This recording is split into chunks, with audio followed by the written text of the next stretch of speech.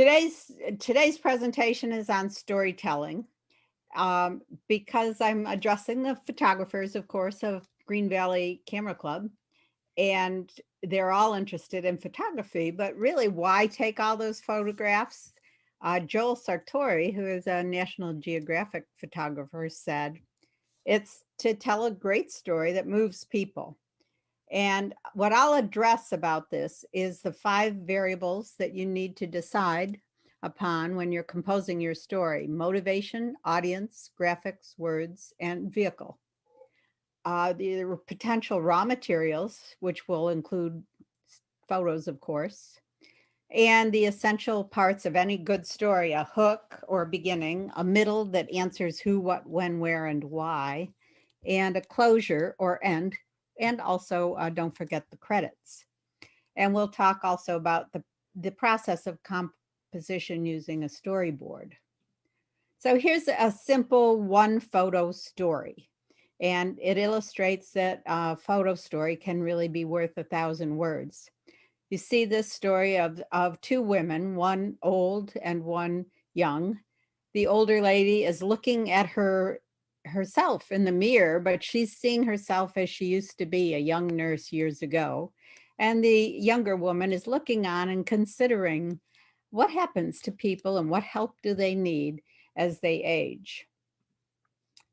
This is another picture where one picture tells a story. Norman Rockwell is the painter of this one. And he wanted to share his view of post-World War II in the United States and help build a common culture. A lot of that he did with Saturday Evening Post and other magazines. This is another famous picture of Rockwell's. And again, the story he tells is an entertaining story, showing the setting, communicating what's happening, capturing a bit of old-time nostalgia. And it's one picture, one story.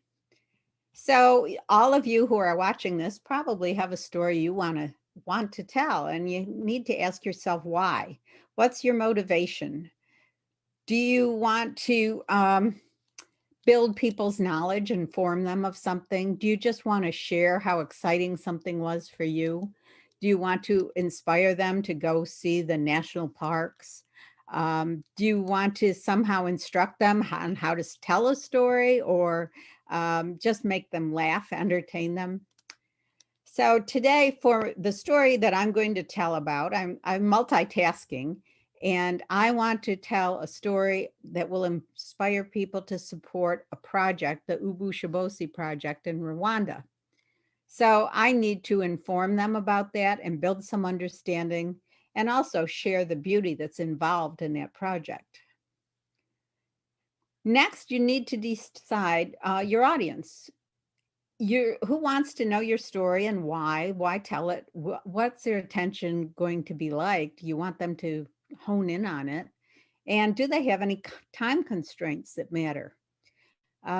It could be you want to just tell a story to your family about your trip, or you might want to tell about your grandfather who's soon no longer with us.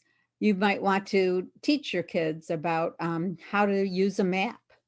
Whatever it is, whatever your story is, there's going to be a time when they stop listening, and you want to finish your story before that time.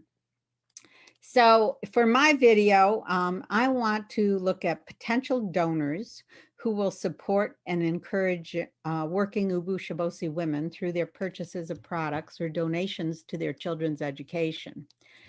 I figure I can't hold their attention very long. Probably 12 minutes would be max. And I'm going to present this to them on YouTube. So once you've decided on your audience, consider your entire story and compile the resources you want to use. You've got probably photos already. You might have music, in my case, some music from Africa. I ended up with some words from a magazine. And select your vehicle. Do you want to be like Rockwell and have one picture, perhaps in a greeting card, tell the whole story? Or do you want to send a letter to someone with a photo of what you're giving them? and tell them the story of that item? Do you need to write a whole book, maybe a book to amuse your grandkids? I did one of those on the mine in Green Valley when my grandson was little and into trucks. Calendars are also great ways to tell story because they're inexpensive. A gallery is simply a collection of photos on a theme, or multimedia. Multimedia, of course, is different sorts of media. In other words, photos, videos, sound effects, printed word, narrated word, and that's the one I'm going to use. And I'll also get into telling you how you can conceive of your story using a storyboard and what you need to do to edit. So once you have your story in mind, then you can select your vehicle, depending on how complex you want to be. I'll be doing multimedia production, as I said. And besides the photos, video, and narration, the software I use, which is iMovie, will allow me to easily add titles and captions, transitions from one still to another, music and sound effects, all to enhance the story. So choose your vehicle depending on your audience, depending on the reason you're telling the story, dependent on how much you want to supplement your photos with words and sound, how complex you want to be. And I have slideshow here written off to the side of these other types of vehicles because a slideshow is essentially a book, only that's presented on a large screen to a group at once. And that's the big advantage of a slideshow over a book. Or the big advantage of a book over a slideshow is individuals can determine how long they're going to dwell on each page of your story. Choose your vehicle and create a file where you gather all the things that you're going to use in your story. Photos, videos, words in a written word, perhaps music, and your graphics, of course, are part of your raw materials. My story, I had video that I had presented to Multimedia SIG, and it's not the story I want to tell now.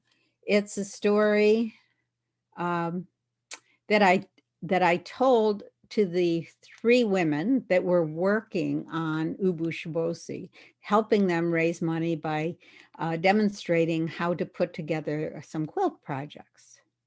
So here you can see that video. It's just a minute or so. And that says it's about a quilt project, but of course that's not really what my message is. Where it was is in there very quick, though. You can't really tell where Ubushibosi is. And I have my friends here in the United States working on these quilt projects because, again, this video was for that audience, for them to just enjoy our get-togethers and what we did to help the women in Africa. Here is my file of it's in photos, a photo library called Photos, Mac thing.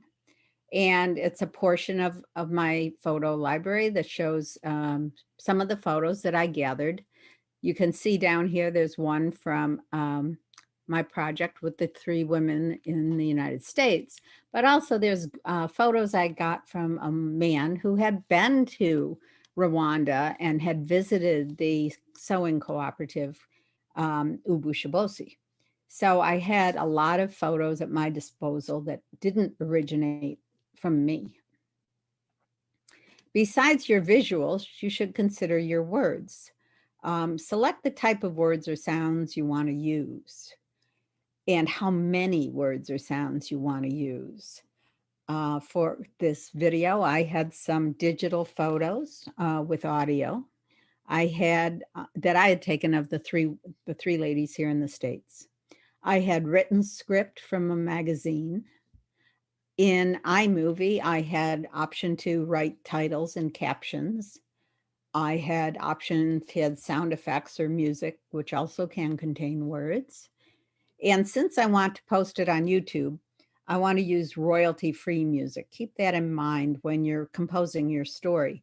If you're going to pirate some music and just use it for yourself or some friends, like my original video, then it's okay to just use someone's music that you happen to like and have always listened to. But if you're going to post it on YouTube, get something that's royalty-free so you don't have to redo it. I also learned through Multimedia Sig that when I do my narration, I'm better off, and my audience is certainly better off if I use an external mic. So you might want to add that if you're going to do multimedia stories. I have my own sound booth, something that's sound recording for doing my narrations. That works great for me. Some people who live where it's a little warmer, the Lavenders use their car. My car would have to be running in order to keep me warm enough to use as a sound booth, but my closet works fine. And then when I put the sounds, the narration, and the music on iMovie, I end up with audio track, which then can be edited and moved to coincide with my slides. So you're ready now. You've kind of decided what's your motivation. Why do you want to tell the story? What's your audience? Who do you want to tell it to? What kind of vehicle do you use? Do you want to use? Do you want to just do a card or maybe a book, or do you want to use a multimedia format? Regardless, a storyboarding process can be a big help in composing your story. A storyboard is often used by filmmakers to plan what shots or videos they want to take, but it can also be used to plan how you want to sequence your story. So this is a direct quote from Wikipedia on storyboard. A storyboard is a graphic organizer in the form of illustrations or images displayed in sequence for the purpose of pre-visualizing a motion picture, animation, motion graphic, or interactive media sequence. The storyboarding process in the form it is known today was developed by Walt Disney Productions during the 30s after several years of similar processes being in use at Walt Disney Studios and other animation studios. I find I'll never remember that. And it doesn't even help me conceptualize what a storyboard is. A simpler definition I've developed is a storyboard is panels on which a sequence of pictures and key phrases are used to plan how the story will be told. So a simplified storyboard has panels, and on those panels, you're going to put visuals and words. One could have a very simple storyboard would have only 4 panels. For one for the hook or beginning of your story, something that's going to capture your audience. One for the middle that explains who, what, when, where, and why you're telling in the story. One for a closure or end of the story that kind of wraps everything up. And a panel for production information and credits. So if you think of a greeting card, like a Christmas card or a thank you card or a Hanukkah card, the hook is usually a picture, the front panel. It might be a snowman or a beautiful winter scene. And the middle of the card, pages 2 and 3, or panels 2 and 3 of the story, tell the viewer who, what, when, where, and why they're getting this card. For example, it might say, from our house to yours, we wish you peace and joy this season, the darlings. That would encapsulate everything. And the back of the card might say, this is brought to you by Cartographics, or this is brought to you. My brother always makes his own cards. So it says, this card is made for you by Dean. It could say Hallmark. It could say Apple, whoever produced the card, you give credit to. So again, we're talking about storyboard, which is panels on which a sequence of pictures and phrases are used to plan how to tell your story. Sometimes those pictures haven't been taken yet, and they are just sketched or even described by the person who needs to take them. For example, in my Ubushibosi story, I might want a picture of the women actually using the sewing machines. So it could be I didn't have that picture, and actually I didn't at the beginning. I needed to look for it somewhere. So that was part of my storyboard. Phrases may be used to donate keywords. In the case of Ubu Shibosi, that's certainly one that's got to be utilized throughout the story. And the meaning of that word, which is to empower, empower is also key. Kindness, sewing, fabrics, those were phrases that were key in my story, key elements. And also Rwanda, Africa, the where. So then the texture script can be used in sequence with the panels, and it helps if you have them in something movable. This is a Snapfish storyboard. If you're making a card would have a front panel, a middle panel, an end one, and an envelope. This is a storyboard from an iMovie trailer template. It's showing a portion of a movie storyboard, and you see a series of panels that show actions or capture visuals, and with them, words. What words are you going to use as either text or narration to describe your story? This might look like a mess to you, but what this really is for me, it's my storyboard for my Ubushibosi project. On the left, there's text, and actually I'm literally cutting and pasting this. This was photocopied from a magazine I had permission to use that described the project. And I needed to reorder it, in some cases, eliminate it totally, in other cases, add to it. So these slips of text are movable and will be sequenced to the way I want the story told. Over on the right are my panels of pictures, my graphics. One, I've got what I want is a hook described. One, I have what I want is a closure described. And then most of these are for the middle, the bulk of the story, that says who, what, when, where, why. And they describe what I need. Like here's one that says what? Fabric art. So for that one, I don't need to actually sketch fabric art. I know what their fabric art looks like. Again, let's think about a story you might want to produce. There's you and your audience, which you choose to tell it to, who you choose to tell it to. You includes your motivation, which you have in mind. Why do you want to tell it? Then you have some graphics, mainly photos, but you might have some maps or signs or pamphlets, or in my case, a magazine that had graphics in it. And you have words, either words that you're going to tell to narrate, or words like I did that were part of a text script. Sometimes, if you're like Norman Rockwell, you don't need any words, or you might want just to have a title. And then you have the storyboard where you arrange those things in beginning, middle, and end. You have your production and information. Don't forget to give credit where credit is due. And once you put all of that together, you can produce your story. Now, notice that this is kind of a circular flow chart.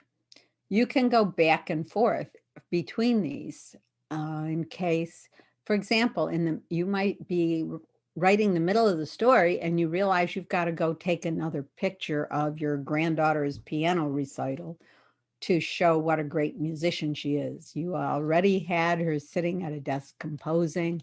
You already had her playing her flute, but you decide, well, I want to generalize this to more music. I want to get her playing piano. So you can go back and forth and add that as you compose your story. Same thing with your words. You might decide, oh, for that story, I want to record her actually playing something and use that for the background music for my story. So I better go do it. So those initial building blocks can be edited or altered or subtracted as you build your story, but they are the essential elements of your story, and they'll help you compile and decide upon them early on. It'll help you set your direction. Here, again, I wanted to put the power of kindness, ubushibosi. It's important for me to have people recognize that very difficult name. And I had actually tried to get it changed, but that did not work so well. The people who chose that name are stuck on it. So, but that its meaning, empower, I used down here as the title for my show, Empower Ubushibosi. Beginning, choose your hook. It's got to introduce the subject, set the mood, set the scene. Often people telling a story will do something that'll draw the audience in. For example, a departure. You're headed out on your trip, or a sunrise. The new day is beginning, or a baby. This is the beginning of my granddaughter's life, or an initial event. This is the wedding. So it should introduce the mood also with its color and its font. Keep in mind, if you have music at the beginning, that's another good way to introduce the tone of your story. The scene can be set with maps or aerial photos or iconic photos. Early on for the Ubushibosi project, I need to include a map. But the very first slide, I decided to use this one as a hook. I think it should be interesting to people. It's obviously a piece of humanity that is happy and productive and colorful. And those are the women of Ubushibosi. The middle of the story, again, go through it as you tell it. Make sure you've covered who, what, when, where, why. Choose your visuals and sequence them in a order that makes sense. It might be chronological. It might be by topic. And then you can link the different topics with transitions. Sometimes you'll need a break in the action, make that clear with transitions. Keep some variety in your visuals, such as close-ups and landscapes, or also, though, some similarities. Keep your fonts all the same color. You want a story that maintains flow, but includes the various topics you need to talk about. And choose your words, whether it's a narration or audio script or poem, whatever is least distracting from the visuals. And avoid redundancy when you're telling your story. You don't want the same thing over and over again. And when you have a story in mind, that's kind of difficult sometimes to do, but very important. Because again, you want your listeners to pay attention until you're done finishing. They should check out after the story ends.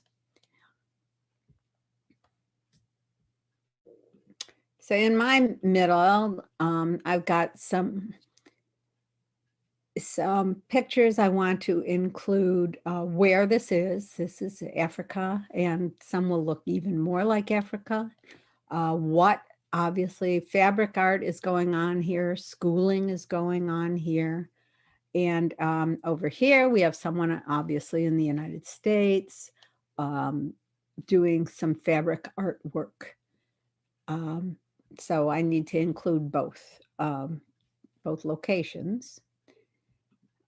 This is a slide for the middle of the workshop at Ubushibosi, the Rwandan women actually sewing, and picture of where this is in Rwanda in the jungles. In choosing my words, I showed you a little earlier some photocopies of magazine pages. You can cut and paste and edit so they fit. But I need to include, when I'm doing my story, that it's women in Rwanda that we're going to support, that they were impoverished and orphaned due to the 1994 genocide there. So that's why we're doing this. And how or what is happening, we're empowering them through schooling and a sewing cooperative. Again, I want to maintain my colors and my fonts throughout so that whatever text I end up using in my movie stays consistent. And I need to sequence it in a logical manner. The end or closure of your story should summarize what you've been telling or show a product or result of, depending on what your story is about, or an arrival or a departure. These are all ways to show you're done.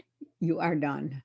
In my case, I have an encapsulated slide that'll be on the end that shows the women in Rwanda and actually has text that explains that this is a cooperative group of women in Rwanda who are overcoming poverty through sewing and weaving.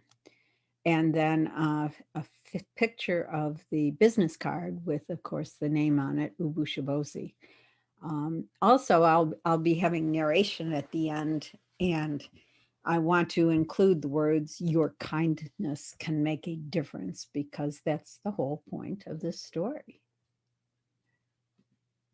I give credits. In this case, I did a lot of the photographs, but a man named Len Wens, excuse me, also photographed, so I have to include him.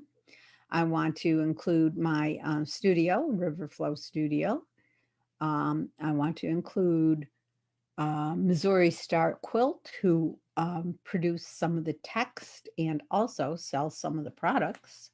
So there's some how information here.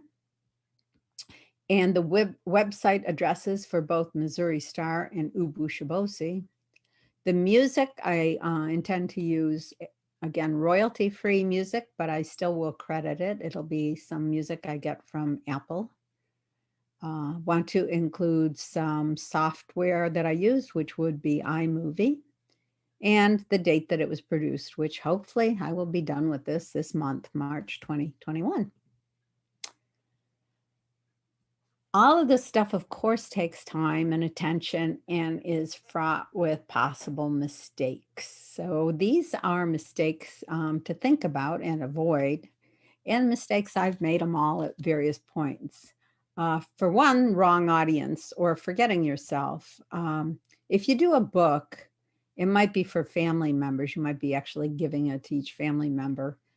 Keep one for yourself, for heaven's sakes. I used to make books for my parents, and when they got elderly and had to move and so on, those books got lost, and I still wish I had them. So don't forget yourself. Wrong audience. The movie I already made on Ubushibosi was made for the 3 women who participated. That's the wrong audience for this new movie. So have to remake it.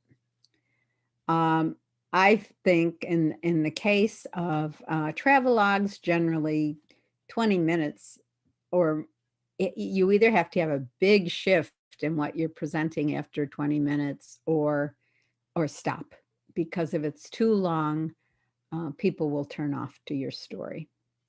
For my story, which is essentially, I hope, a high interest advertisement, I'm going to keep it less than 12 minutes. The vehicle or publisher, in this case, the vehicle is a movie. multimedia presentation, but your vehicle might be a book.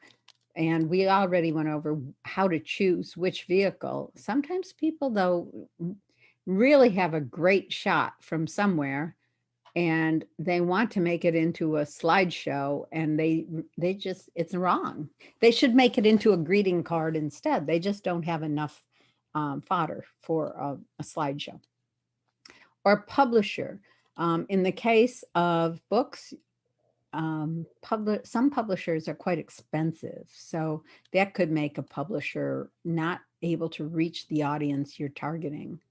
In the case of YouTube, I've got to make sure it fits that publisher. It is royalty free. I picked YouTube because I want browsers, people who are just kind of surfing the web, to be able to find that. People who are interested in Africa or interested in fabric art or interested in Rwanda specifically can find that. Also, there will be times with texts or captions that you could have your names or spellings incorrect. I've got some very difficult words to spell, Ubushabozi being the most important, but Missouri, Musanzi, and spell check won't find those. In another case, I was doing a book and I wanted the word manner, manner, and I mistakenly typed manor, or maybe the spell check put it in manor, manor, and spell check never found that. So spellings can be quite tricky. Pay a lot of attention. Unpleasant graphic design. If you're doing a video, usually you want your slides, your stills that are part of it, to be 9:16. So there's a nice flow from one to another. That would be, if you don't, that could be a very unpleasant graphic design, depending on how you work it in. Same with books, obviously, layout is very important.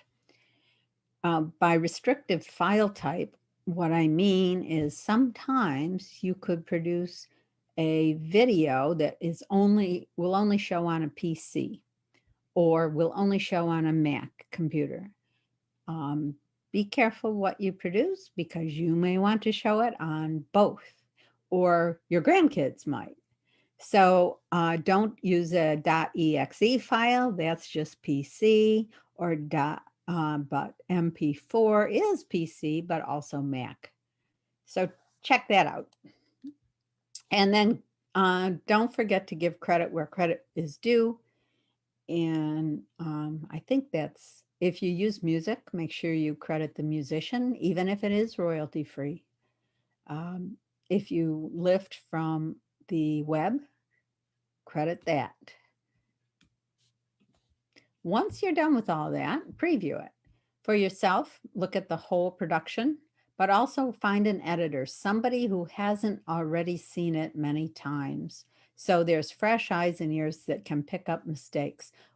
You know what you meant to say. Have somebody look at it that didn't know what you meant to say. And then revise. Give yourself time to revise for these common problems.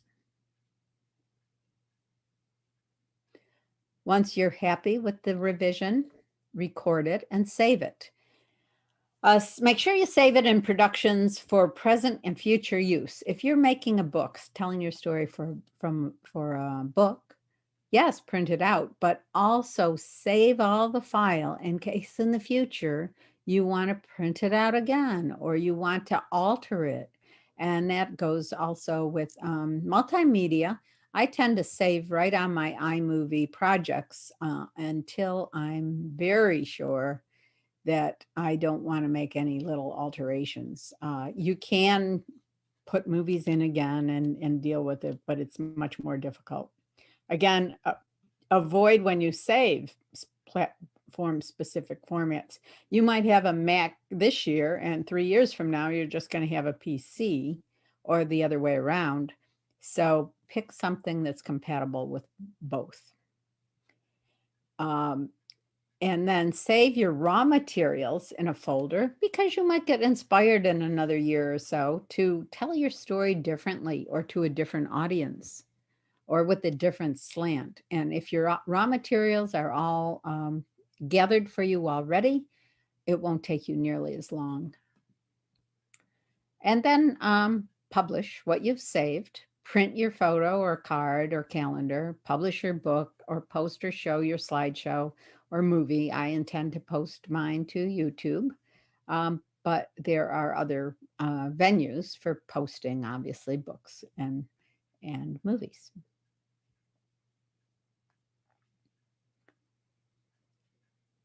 Here are some resources. You can come back to YouTube and see these. There are many, many more. There's a lot of help on the internet for storyboarding, for web design. I tend to look at index cards, pencil, and paper is my best resource for storyboarding, but that's me. There are storyboard templates by many companies. Twigtail is one. StudioBinder.com is another. Blurb is a book book template. It gives you book templates for writing, both photo books and text books. And then, of course, there's Snapfish and Wingflash projects that are you can have done at Walgreens at various drugstores.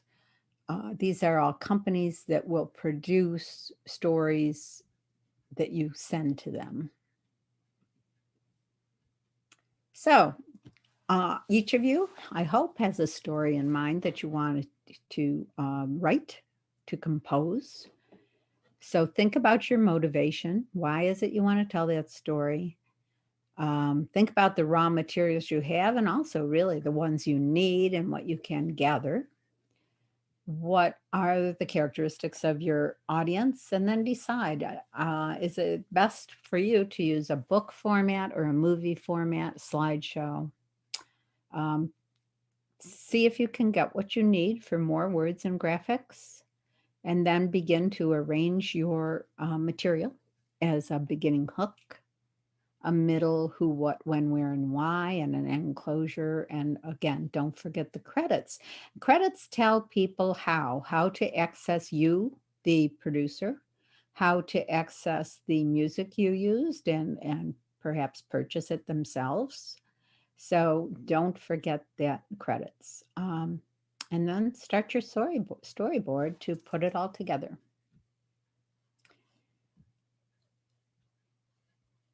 I hope you enjoyed that. That's the end of my